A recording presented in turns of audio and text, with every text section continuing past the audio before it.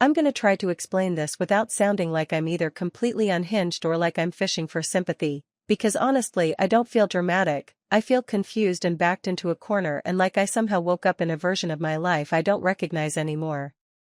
I don't even know what I'm asking for yet, advice or validation or just someone telling me I'm not imagining things, but here we are. I'm in my early 30s, born and raised in the South, the kind of place where people say ma'am and darlin' and will smile straight to your face while sharpening the knife behind their back, though I didn't really believe that last part until recently. I've had the same best friend since high school, let's call her Kay, and when I say best friend I don't mean brunch buddy or social media bestie, I mean the girl who held my hair when I was sick, who slept on my couch when she had nowhere else to go, who knew my family drama, my bad habits, my insecurities, all of it. We were tight in a way that felt unbreakable, like whatever happened in life we were always gonna be on the same team. For a long time it looked like we were. We grew up, went to college, struggled through our 20s, dated idiots, supported each other through breakups and career dead ends, and then at some point in my late 20s, things started clicking for me professionally. I don't mean overnight success or anything flashy, but I finally landed in a career where people took me seriously, where my work mattered, where my name started carrying some weight. I worked hard for it, long hours, stress headaches, skipped vacations, the whole 9 yards. But I was proud of myself in a way I hadn't really felt before. From the outside, everything looked good. I had a solid job, upward momentum, a boss who trusted me, co-workers who respected me, and a best friend who seemed proud, who'd tell people, "That's my girl, she's killing it," and post congratulatory comments whenever something good happened for me. I never questioned her support because it felt natural, earned, mutual. I had cheered her on plenty of times too, through her own ups and downs, through jobs that didn't work out and relationships that burned her, so it felt like this was just the balance of things finally evening out. Looking back now, I can see tiny little cracks forming way earlier than I realized at the time, but back then they just felt like life. Little comments she'd make that I brushed off because they were wrapped in humor, or that Southern-style teasing that's supposed to mean affection. Stuff like telling me I was real ambitious these days, or joking that I'd probably forget about her once I got too important, said with a laugh and a smile so I'd laugh too and tell her she was being ridiculous. I never thought to ask myself why those jokes always landed just a little bit sideways, why they made me feel like I needed to reassure her instead of just enjoying my wins. At work, things started getting weird, and I don't have a better word for it. Nothing explosive, nothing obvious, just a sense that I was suddenly walking uphill when it hadn't been that way before. Projects would stall for reasons nobody could clearly explain. I'd hear about decisions after they were already made, meetings I apparently should have been in but wasn't. Feedback from my boss shifted subtly, not angry, not cruel, just colder, more distant, like there was a version of me he was reacting to that I didn't recognize.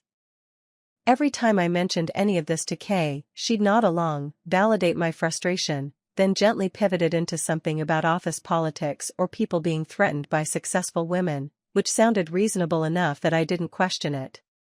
She'd say things like, "You know how folks get when someone starts moving up," or, "They probably think you're getting too big for your britches," said half joking, half serious. I trusted her perspective because she knew me, because she wasn't inside that workplace, because why on earth would she steer me wrong? What I didn't notice, or maybe didn't want to notice, was how interested she was in the details. She asked about my boss a lot, about his personality, his habits, what he valued, what annoyed him, who he listened to. At the time it felt like curiosity, like friendly concern, like she was just trying to understand my world better. Down here, you don't automatically assume malicious intent from someone you love, you assume they're asking because they care. And that's the thing that messes with my head the most now. None of this started with screaming or betrayal or obvious cruelty. It started with smiles and jokes and concern and "I just want the best for you," layered so carefully that by the time anything felt truly wrong, I was already second-guessing my own instincts. From the outside, I still looked successful, supported, surrounded by people who loved me. From the inside, something had shifted, and I couldn't yet see who was moving the pieces or why. That's the part that keeps looping in my mind. How safe it all felt right before it stopped being safe at all. Once I start pulling on this thread, it gets hard to stop, because the more I think about it the more I realize how much I ignored just to keep the peace and how much I explained away because the alternative would have meant admitting that the person closest to me might not actually be on my side. That's not an easy thing to accept, especially when you've built half your adult life around someone and called them family without hesitation. Kay had always had a complicated relationship with work. Not bad, exactly, just unstable. She was smart, charming, good with people, but she'd get bored fast or feel disrespected or claim a boss didn't appreciate her enough, and then she'd quit or get pushed out or just drift into something else. I used to defend her when people side-eyed that pattern, because I knew her story, knew how hard her life had been in other ways, knew she deserved better than what she'd been handed most of the time. I never once thought that my success would somehow become part of that dynamic, like it would flip a switch in her. When my career started taking off, she leaned in closer, not farther away.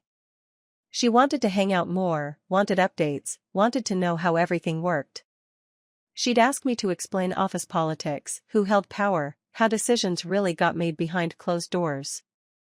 I remember telling myself she was just living vicariously through me a little, that it was harmless, that friends share things. There's a culture where I'm from of not gatekeeping, of pulling your people up with you if you can. And I really believed that if I ever had an opportunity to help her professionally, I would. At the same time, those little red flags kept stacking up, quiet enough that each one on its own didn't seem worth addressing. She'd make comments about my boss that felt a little too observant for someone who'd never met him, things like, "He sounds like the kind of man who likes attention," or, "I bet he thinks he's the smartest guy in any room." She'd say it casually, like gossip, but it stuck with me because it was accurate in a way that made my skin prickle. Then there were the moments where she seemed oddly pleased when I was stressed. Not openly, not in a way I could accuse her of, just this subtle shift where she'd listen very intently when I talked about problems at work, ask follow-up questions, nod slowly, almost like she was filing things away. When I'd tell her about a win, a compliment, a new responsibility, her smile wouldn't quite reach her eyes, and she'd pivot the conversation back to herself or make a joke that undercut it just enough to bring me back down to earth. I hate admitting that now, because it makes me feel like I'm retroactively villainizing her, rewriting history to fit the outcome, but that's honestly how it felt even then, just in a way I couldn't articulate. I told myself I was being sensitive, that I was projecting my own guilt about doing better than my best friend, that real friends don't keep score like that. So I swallowed it and kept moving. The work issues escalated slowly. I started getting excluded more. Not fully shut out, just sidelined. My boss became harder to read, less warm, more formal, like there was some unspoken thing between us that I didn't know about. When I asked directly if something was wrong, he'd smile and say everything was fine, which somehow made it feel worse, because you know when someone's being polite instead of honest. I'd go home and talk it through with Kay, because that's what we did, and she'd reassure me while subtly planting doubts at the same time. She'd say maybe I came off as intimidating, maybe I'd rubbed someone the wrong way without realizing it, maybe I needed to be more humble, more flexible. She never outright blamed me, but the implication was always there, soft enough that I'd take it on myself without realizing she'd handed it to me. Looking back, I can see how perfectly positioned she was. She knew my insecurities. She knew my history of overthinking. She knew exactly how to frame things so I'd question myself instead of questioning her or the situation. And I trusted her completely, because why wouldn't I? She was my best friend. She'd been there through everything. The idea that she might be quietly undermining me didn't just seem unlikely, it seemed cruel to even consider. By the time the first truly unmistakable crack appeared, I was already exhausted, already doubting myself, already primed to believe that if something was going wrong, it had to be because I'd done something wrong. That's what makes the next part so hard to swallow, because once the truth started surfacing, I couldn't unsee how carefully the ground had been prepared under my feet long before I ever realized I was standing on it. And that's when things stopped being subtle at all. The moment everything tipped from this feels off into "oh my god, this is actually happening" didn't come with fireworks or some big dramatic reveal, which I think is part of why it messed me up so badly. It came sideways, wrapped in normalcy, like most betrayals do, sliding right into my life while I was distracted trying to hold everything together. It was a work event, one of those semi-mandatory things where attendance is technically optional but skipping it would absolutely be noticed, so everyone shows up dressed business casual and pretending they're having a good time. I remember standing there with a drink in my hand, making polite conversation, trying to read the room like I'd learned to do over the years, when I saw her walk in. Kay, my best friend. My supposed safe place. She didn't walk in alone. She walked in with my boss. Not next to him like acquaintances, not a polite arm's length apart like people who just happened to arrive at the same time, but close, comfortable, leaning into each other in that way that's unmistakable when you've been around couples long enough. His hand was low on her back. Her laugh was soft and familiar, the one she usually saved for people she wanted to charm. They looked established. Like this wasn't new, like they'd walked into rooms together before and expected the world to adjust. I swear my body reacted before my brain did. My stomach dropped so hard it felt like I'd missed a step on the stairs. My ears started ringing, and for a second I thought I might actually pass out right there next to the shrimp cocktail. I stood frozen, watching them greet people, watching how he introduced her, not as a friend, not as someone I know, but by her name alone, with that tone that says everyone else should already understand the context. She saw me. Of course she did. And she smiled. Not a surprised smile. Not an apologetic one. Just calm, confident, like this was exactly how things were supposed to be and I was the one who needed to catch up. I excused myself to the bathroom and locked myself in a stall, hands shaking so badly I dropped my phone twice.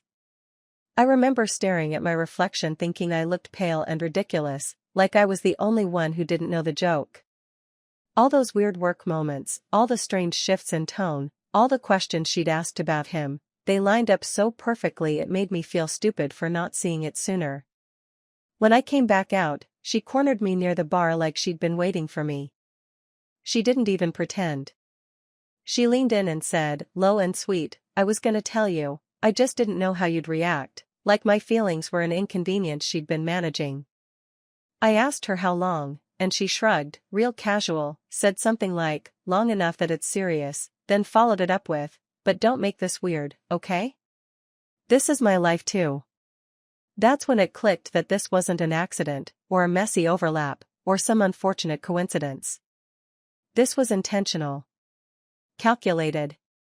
She hadn't just fallen into a relationship with my boss, she'd stepped into a position of power over me and seemed almost proud of it. And the way my boss avoided my eyes for the rest of the night told me everything I needed to know about where I stood in that new dynamic. After that, the sabotage stopped being quiet. Suddenly feedback at work wasn't just vague, it was pointed. My decisions were questioned in meetings in front of people who used to defer to me. Opportunities I'd been promised evaporated with no explanation. I'd hear my own words repeated back to me, twisted, reframed as arrogance or incompetence, and I knew exactly where they were coming from because I'd only ever said them to one person. Kay stopped pretending to be supportive. She'd show up unannounced to places she knew I'd be, always with him, always dressed like she was making a statement.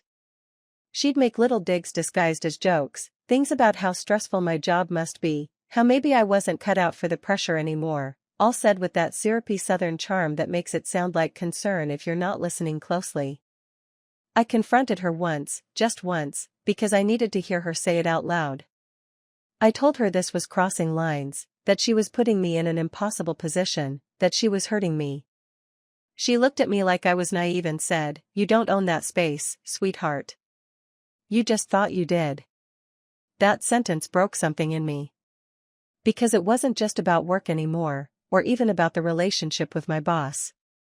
It was about the realization that someone who knew my history, my struggles, my dreams, had watched me build something and decided she wanted it, not alongside me, not inspired by me, but instead of me. And she didn't feel guilty about it at all. By then, everyone could feel the tension. Coworkers started acting different around me, cautious, polite in that way that says they don't want to get caught on the wrong side of whatever's happening. I started dreading going into work, not because I didn't love what I did, but because I felt like I was walking into a trap every single day, one that my own best friend had helped set.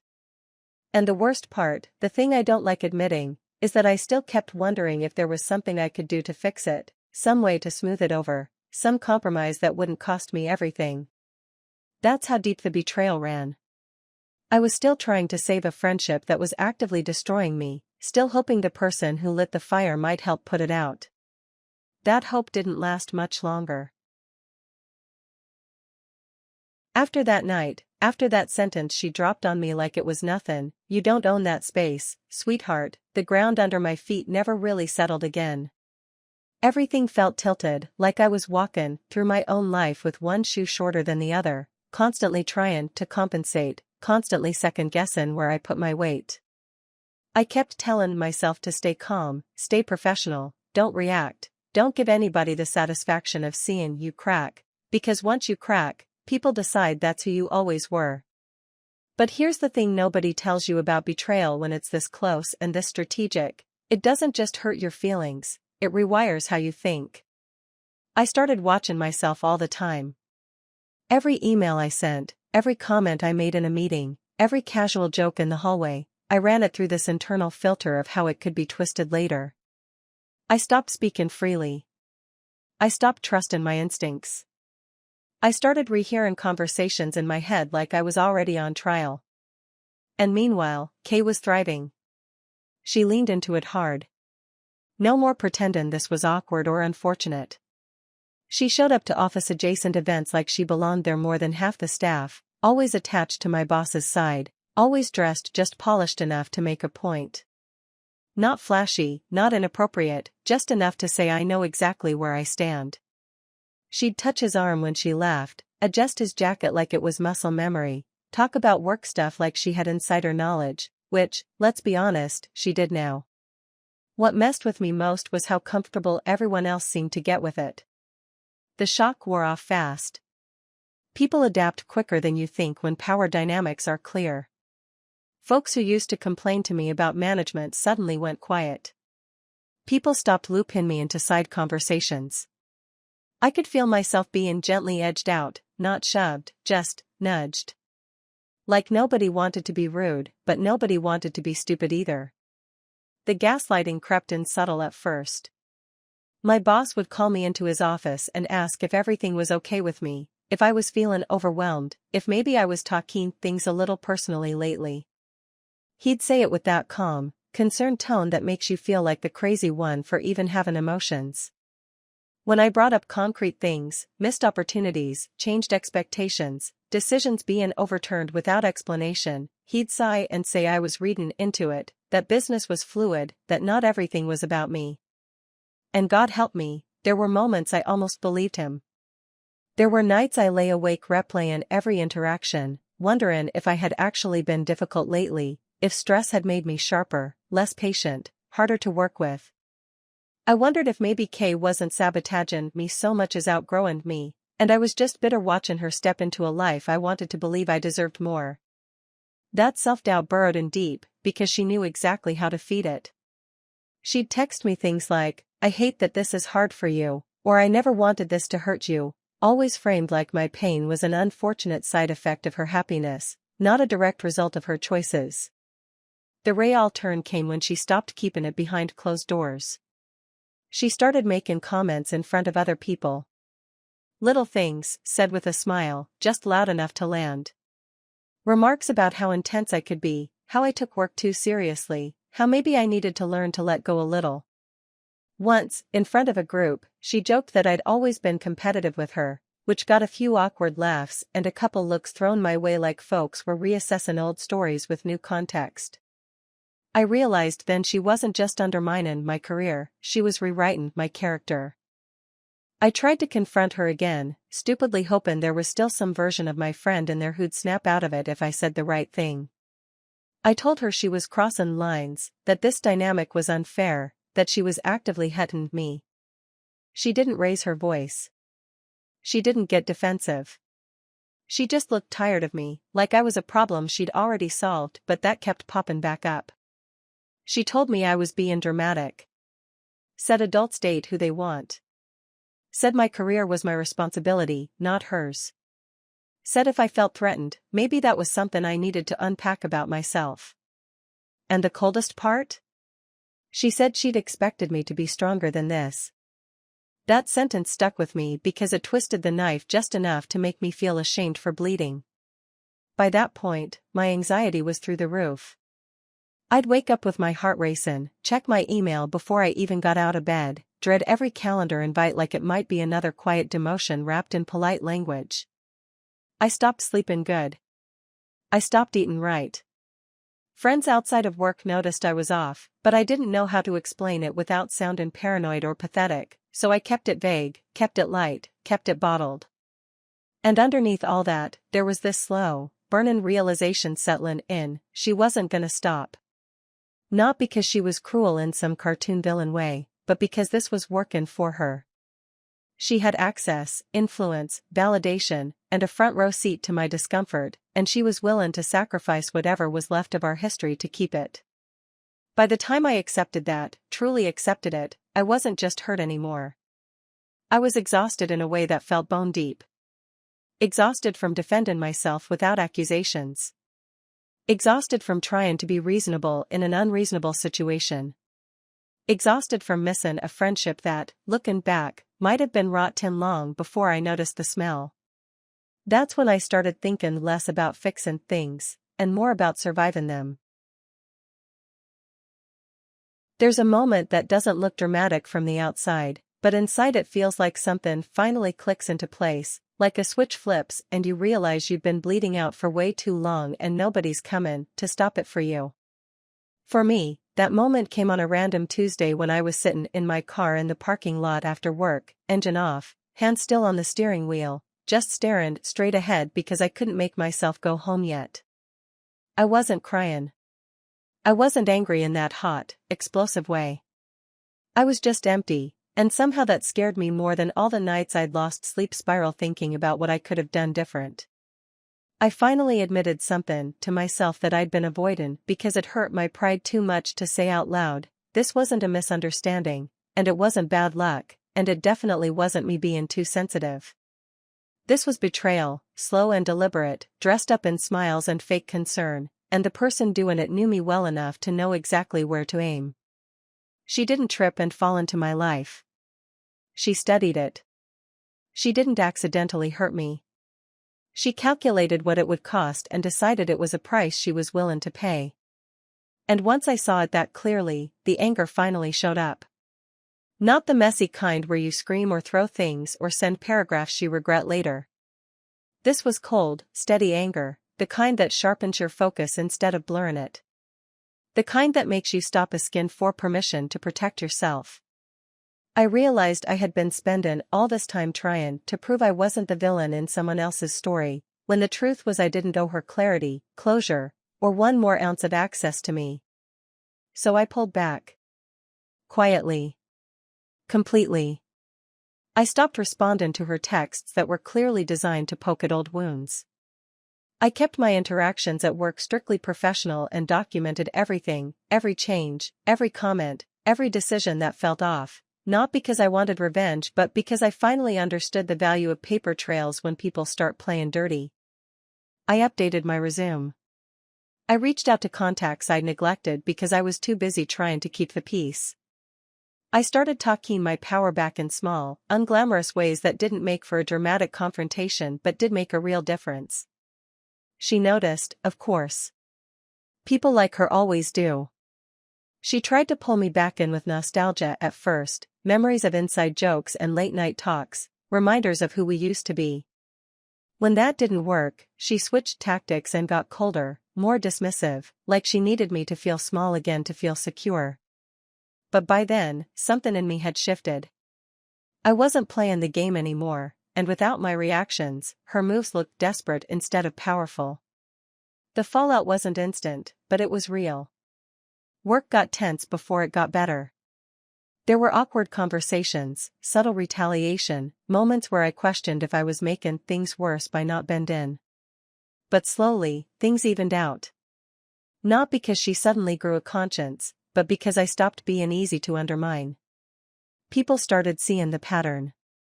Power dynamics change when the person you're trying to control refuses to flinch. As for the friendship, or whatever ghost of it was left, I let it die without a funeral. No long goodbye speech. No final showdown. Just distance, silence, and the kind of grief that comes from mourning someone who's still alive but no longer exists in your world. It hurt in a quieter way than I expected, but it also brought relief. Peace, even. I didn't realize how heavy it had been carrying the weight of her approval until I set it down. Here's the part one wish someone had told me sooner, the part I'm saying now with my chest, because I earned this clarity the hard way. Loyalty isn't proven by how much you're willing to endure. It's proven by how quickly you're willing to walk away when someone shows you they don't respect you. Being understanding doesn't mean being available for abuse. And calling someone a friend doesn't make them one if they're secretly rooting for your downfall. People like to romanticize endurance, especially in friendships, especially between women, like sticking it out as some kind of moral high ground. It's not. Sometimes it's just self-betrayal with a prettier name. And sometimes the bravest thing you can do is admit that the person who knows all your soft spots is the same person using them as targets. If you're reading this and you're feeling that tight knot in your stomach because parts of it sound familiar, let me be clear in a way I wasn't with myself for far too long. Stop calling rats your friends. Stop explaining their behavior in ways they've never earned. Stop handing access to people who've already proven they'll weaponize it. You don't need more proof. You don't need their confession. You don't need to wait until they've taken everything from you to justify leaving. I didn't lose a best friend. I lost a liability. And yeah, I'm angry about it, but I'm also smarter now, stronger in ways I didn't choose but will absolutely keep. If I had to give one piece of advice to the version of me from a year ago, it would be this: trust what your body knows before your heart starts negotiating. Peace is worth more than history, and dignity is worth more than any relationship that requires you to shrink to survive it.